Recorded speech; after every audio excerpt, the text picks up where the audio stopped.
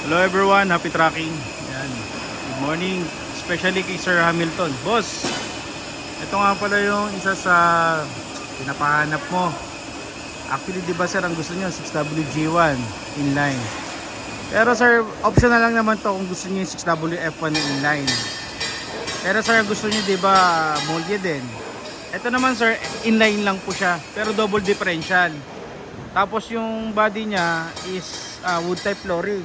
Then yung rear niya is airbag. Pero pwede naman yon ipa-job order, palitan natin.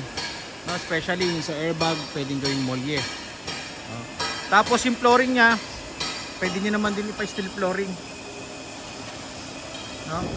Pwede naman ho dito kung wala po talagang makitang original na steel flooring. Yan. At yun, meron na tayo nakitang banana type na mulye. Nag-iisa nga lang. Si Aris kadalasan boss, mga airbag eh. Pakita ko muna sa inyo itong new arrival to eh. Kakatapos lang i-convert. Sarado. So ito yung loob niya.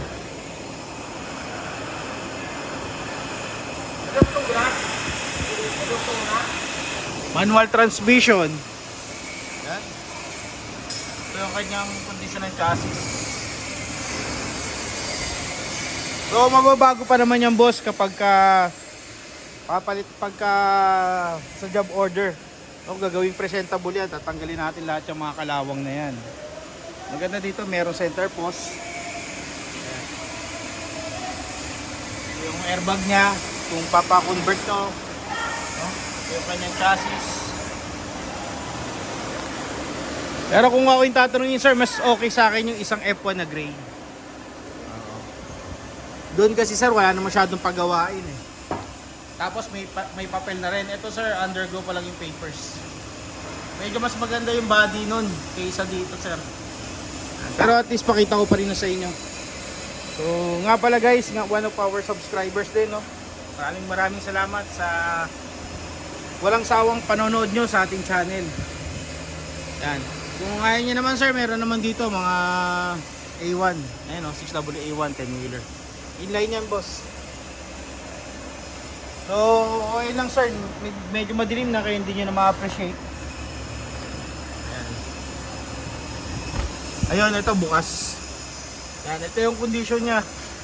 So silipin natin. Sa ngayon, hindi natin makikita no, kung ilan ang tinakbo dahil under recondition pa rin itong unit.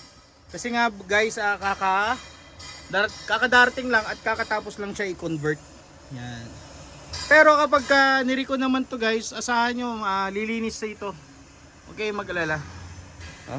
Hindi natin makikita kung ilang tinakbo. Pero yan, manual transmission. So silipin na rin natin kung ilan yung kung ano yung year model. No?